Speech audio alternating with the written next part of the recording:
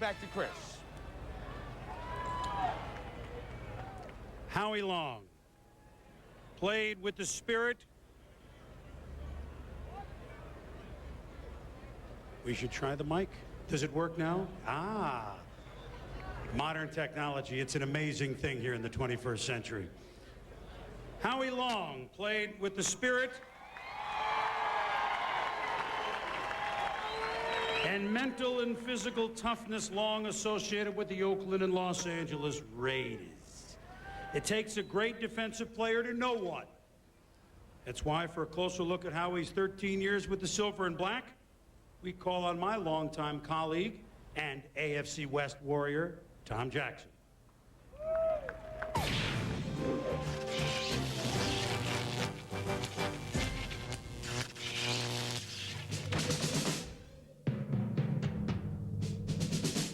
The autumn wind is a pirate, blustering in from sea. With a rollicking song, he sweeps along, swaggering boisterously. The autumn wind is a raider, pillaging just for fun. He'll knock you around and upside down and laugh when he's conquered and won. Howie Long was the final link to the great Raider teams of old. He exemplified the team's commitment to excellence that was passed down to him by the greats who wore the silver and black.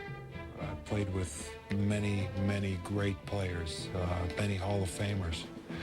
Those were the guys that had the biggest influence on me, how to act, how to play, how to work, what being a Raider meant. Long not only had to learn about being a Raider, but about being a football player. When Oakland selected him in the second round of the 1981 draft, he had great physical talent, but he had a lot to learn. It was a bit much at first.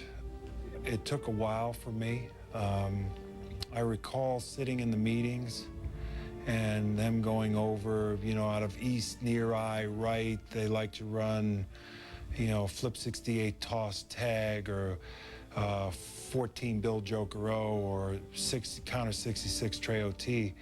And I remember honestly thinking to myself, looking around in the room, kind of trying to be inconspicuous, is anyone else not getting this?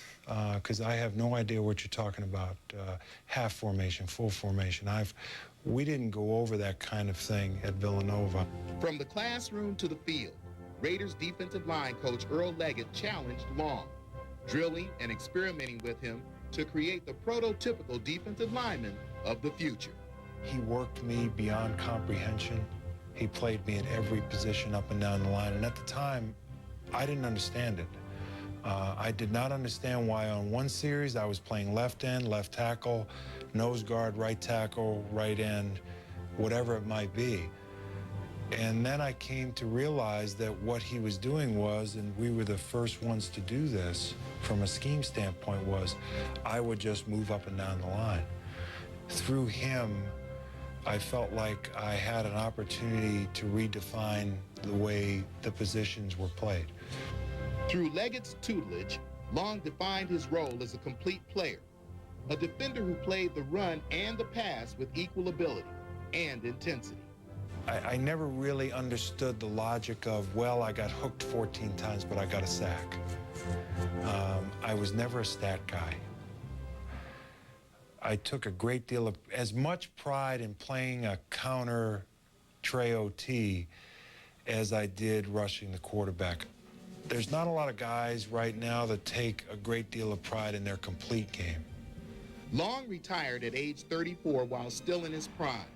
He played in 8 Pro Bowls and recorded 91.5 career sacks.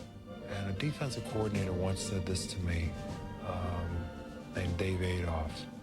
And he said, at the end of the day, at the end of your career, if you do not give 100% to everything you do here, the classroom, the practice field, the game field, it will haunt you the rest of your life. I sleep well. I wasn't always perfect. I made mistakes, but I always had a great deal of respect for what the NFL stood for. I had a great deal of respect for the people I played against, and I gave every ounce of effort I had. And there's nothing left to give, and I'm glad it's over because I'm exhausted.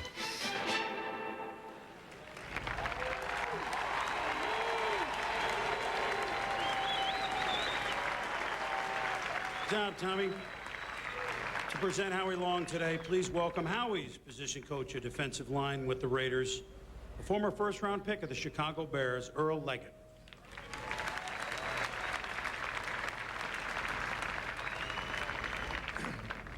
Good afternoon.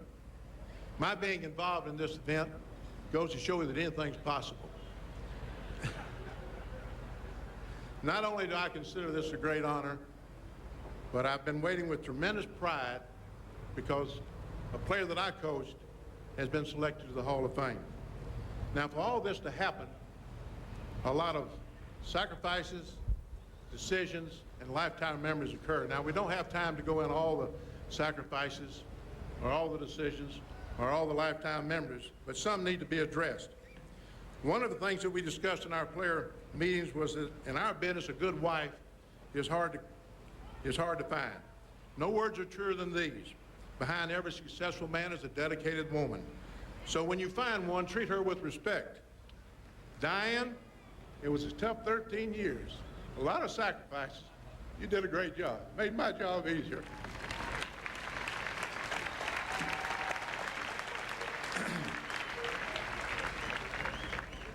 The person who made all this possible was Mr. Al Davis and his Raider organization. Mr. Davis' second-round selection in 1981 set the wheels in motion.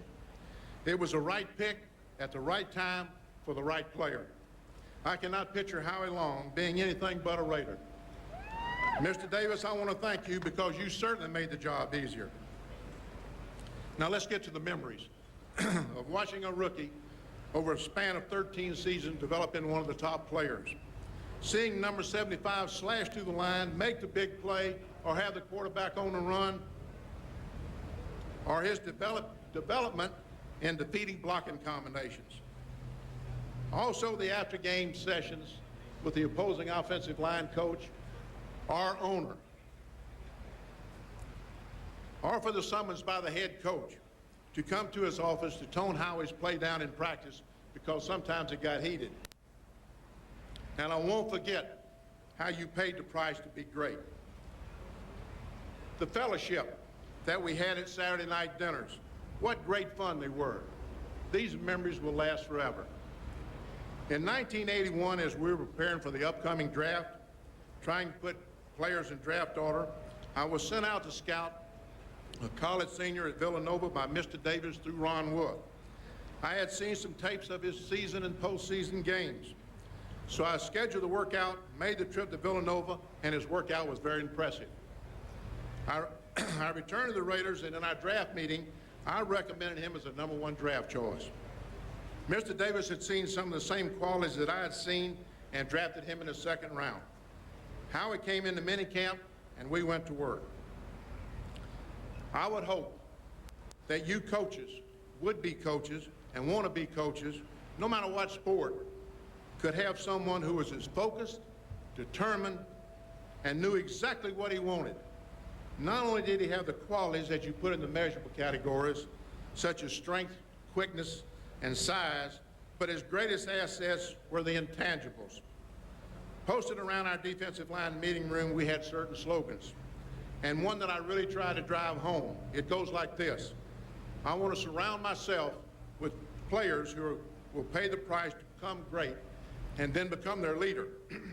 Howie was the best leader that I've ever been associated with, not only in his professional life, but in his personal life. He has a knack of raising everyone a notch higher. He had total focus, a student of the game, but more important, or the most important, was the intangibles. #1, his ability to tell when he had leverage on an opposing player. 2, his outstanding work ethics. And 3, the total fear of not being successful. Now listen one more time. 13 years, 8 Pro Bowls, 3-time Lineman of the Year, 1-time Defensive Player of the Year, 1-time Comeback Player of the Year, first team Decatur of the 80s. Howie was like a coach on the field. In those 13 years, I thought that he became the most disrupting force in football. Howie complained that I never said he did a good job. I always told him, that's what you get paid for. But now is the time to say, Howie, good job, a job well done. Howie Long.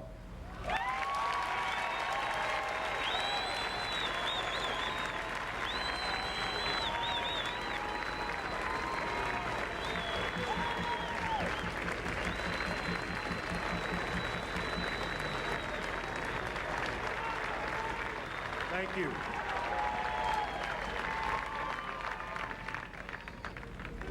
Well, the over and the under on who would cry first was, the even money was on Ronnie. We never factored Earl in. I can't help but think, I was walking through the hallway leading into the platform that is the Hall of Fame, watching all the great former players being introduced. And a thing that Charlie Sumner, my old defensive coordinator, used to say before every game came to mind, and I shared it with my fellow inductees. He said, well, they showed up. I guess we're going to have to play. Well, you folks showed up. I guess we're going to have to do this thing.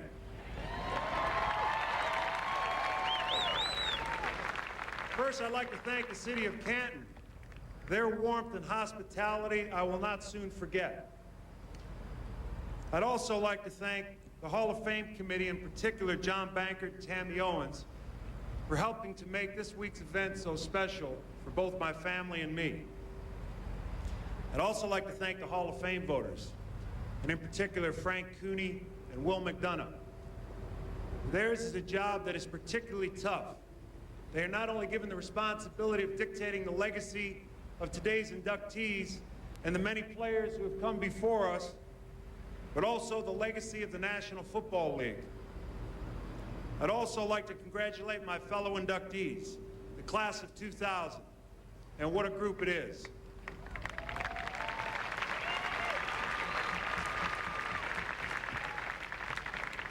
I've had 5 or 6 clean shots on Joe, but I didn't take it.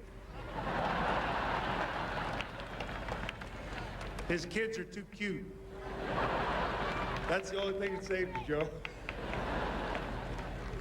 I'm honored to be going in with such an outstanding group. Men who helped define their eras in pro football. But more importantly, a first-class group of men. I've always had an appreciation for the history of the National Football League. And today, the class of 2000 has the good fortune of sharing the stage with the many great players who helped pave the way for not only today's inductees, but the many players who play the game today. A number of these great men influenced my career as a young man. Guys like Bob Lilly, Leroy Selman, Randy White, and Joe Green, and I even go as far back as Gino Marchetti. These were men I studied and I admired. I tried to take a piece of each and every one of their games and incorporate them into the way I played. Another player who influenced my career as a young player was a guy by the name of Joe Klecko. He made the Pro Bowl as a defensive end, defensive tackle, and as a nose tackle. In my opinion, if it were not for an injury-shortened career, he might well be sitting behind me here today. Personally, it's very difficult to put into perspective what this means to me, this great honor. In the 80 years of the National Football League, over 18,000 men have played this game, many great players. Of those 18,000 plus players, 171 have ended up in this final glorious destination. Of those 171, only 7 have been defensive ends. I, for one, believe that being inducted into the Pro Football Hall of Fame is the most prestigious individual honor in all of sports. Baseball has been called America's pastime.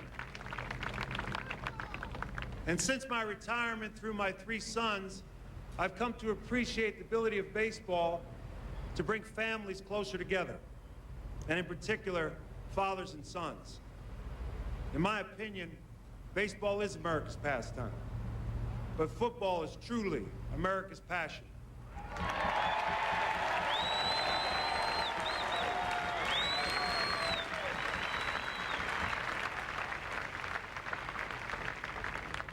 As Earl pointed out, I think back at the beginning of my career when a man named Al Davis drafted a kid out of Villanova in the 2nd round. And at that time, many of the football experts viewed that pick as a stretch, a reach, a surprise. But Al Davis saw something in me that many, including myself, did not. The Raiders were a team steeped in history. And from the moment I walked into the Raider camp, I could feel it. It was all around me.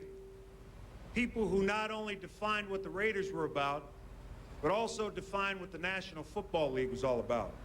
John Madden, George Blanda, Ted Hendricks, Jim Otto, Willie Brown, Fred Biletnikoff, and Gene Upshaw and Art Shell helped bring me up. Then, of course, there was an owner named Al Davis, whose passion for winning was unparalleled in sports. So it's understandable that when you're around people like that on a daily basis, you allow yourself to dream just a little bit, albeit way in the back of your mind. Dream of someday maybe being one of them. But at that time, taking a place in football history with those great men was just a dream and nothing more. I am extremely proud to have been a Raider. I'm also proud to have played my entire career with the Raiders, something that rarely happens in today's game.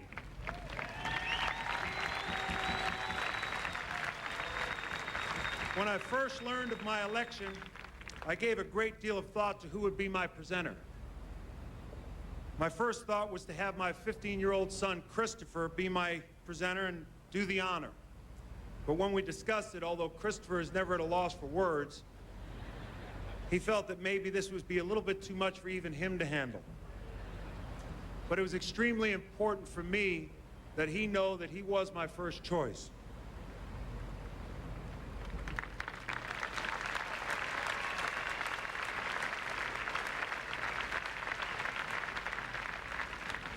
It was shortly after that the Hall of Fame committee was kind enough to invite the inductees to the Pro Bowl. There at a breakfast, Willie Lanier spoke to us about our induction. One of the topics discussed was who would be our presenter. And what Willie said helped make my choice an easy one. The person you choose as your presenter should be the person that's had the most to do with you being inducted into the Pro Football Hall of Fame. Earl Leggett was not only my defensive line coach, he was like a second father to me. Playing for Earl was a lot like playing for John Wayne. He was tough, hard-headed, and unrelenting, and still is. I've often kidded Earl that the only reason that it took me 2 years to figure out how to play in the National Football League was because I couldn't understand a damn thing he was saying. You see, Earl's from Mississippi or Louisiana or Florida or somewhere down there, and I'm from Boston, Massachusetts, so obviously there was a language barrier. Although some of the things that he did call me early on in my career, even people from Boston would understand. Playing for Earl was not for everyone. And my teammates who are out there in the audience, I see Marcus Allen, Sean Jones, those guys will attest to the work that we had to go through. I saw many players over the years fall by the wayside trying to attempt to get through an Earl Leggett training camp. Getting through one of those camps was a lot like climbing Mount Everest in the 1920s without oxygen. Our defensive line, in my opinion, was the best prepared group in football. Earl took me to a place physically and mentally that I had no idea that I could reach. He challenged me on every single snap, on every single day. He challenged me not only to play one position, but all 5 defensive line positions. and was unrelenting in his pursuit of perfection. There were many days early on in my career if I wondered if, in fact, I would survive. At the time, it never occurred to me that many of the lessons that I learned under Earl would not only serve me well in football, but also in life. Earl stressed commitment, hard work, sacrifice, and the will to be the best. And most importantly, how to be a man. In many ways, Earl has played a significant role in not only my football career, but also in the success that I've been fortunate enough to have after football. That is why it is so special for me to have Earl be a part of today's great honor.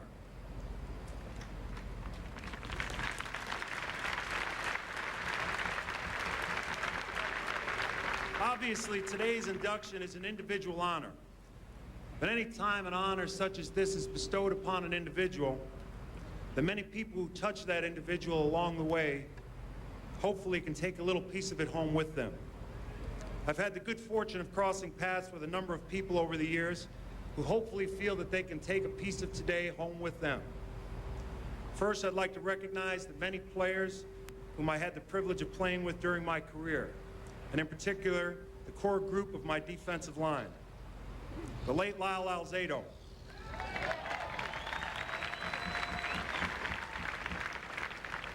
Cedric Hardman, who was my roommate my rookie year. You want to talk about an odd combination. Greg, how's that? You played with Cedric and I played with Cedric. How old is Cedric?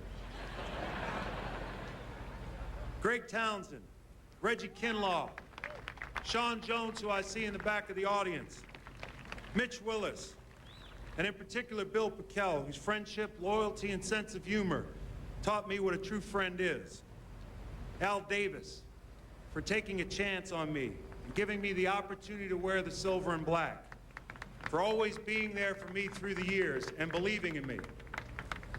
More importantly, though, for being so kind to my family, and in particular, my grandmother, Elizabeth Mullen.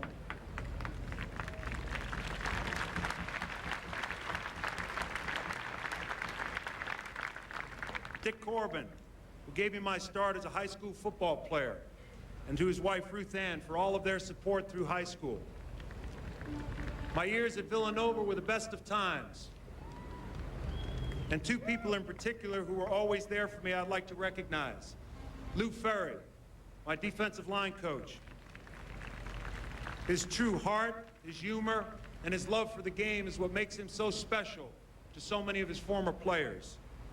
Bob Capone, who recruited me to Villanova and always looked out for me through thick and thin, and God knows there was some thick. And I'm happy to say that many years have passed, but our friendship remains a constant. Betty Peters, who began as my assistant and has become like family to me and my entire family. To my parents, who brought me into this world. My uncles, whose character, integrity, and sense of family I have always admired. My Uncle Billy and Aunt Ada, who took in a troubled 13-year-old while raising 4 children of their own. As time has passed, I've come to realize what a tremendous sacrifice they made for me. If not for them, I would not be here today. My cousin Michael, who I always admired growing up and viewed as an older brother. To my grandmother, Ma Mullen, whose undying love and support for me through my childhood meant so much. I only wish she could be here today. But I know in my heart she's up there somewhere saying, see, I told you you'd be somebody special.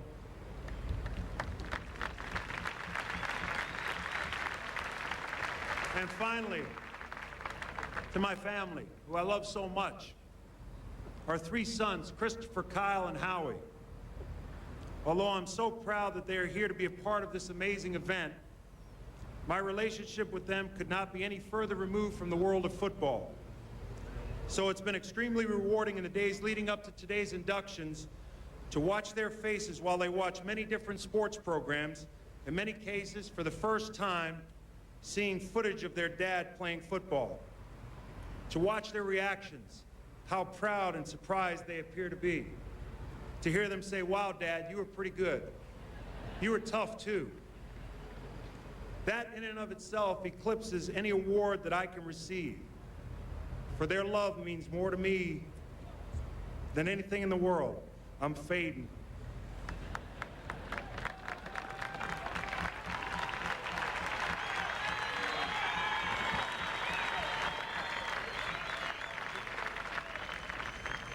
My wife, Diane, who sacrificed so much for our children and me, who walked away from a career as a corporate litigator after our third son, Howie, was born,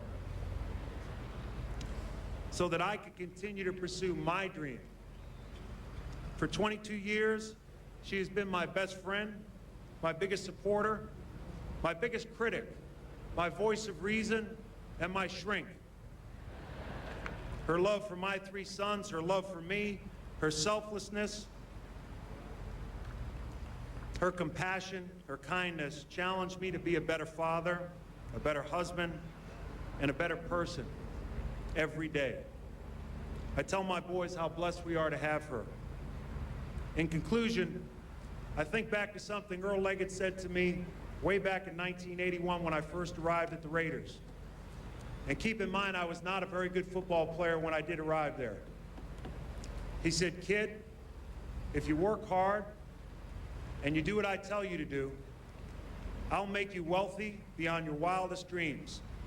And I'll make you a household name in every home in America. Well, Earl, we missed free agency by a few years, but I have to admit, it's a hell of a lot more famous than I could have ever dreamed. Thank you.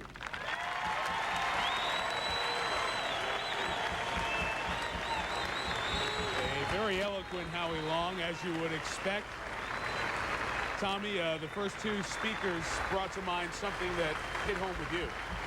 Well, I think certainly when you listen to Howie Long and Dave Wilcox, what you hear is what separates those just over 100 players that are here from the 18,000 that have played this game so far, and that's what's in between your ears. Many people come in with equal physical ability, but it is about attitude and about wanting to be the best and being willing to make that sacrifice, and certainly Howie Long as well as Dave Wilcox both made that sacrifice to be here. Good point. Well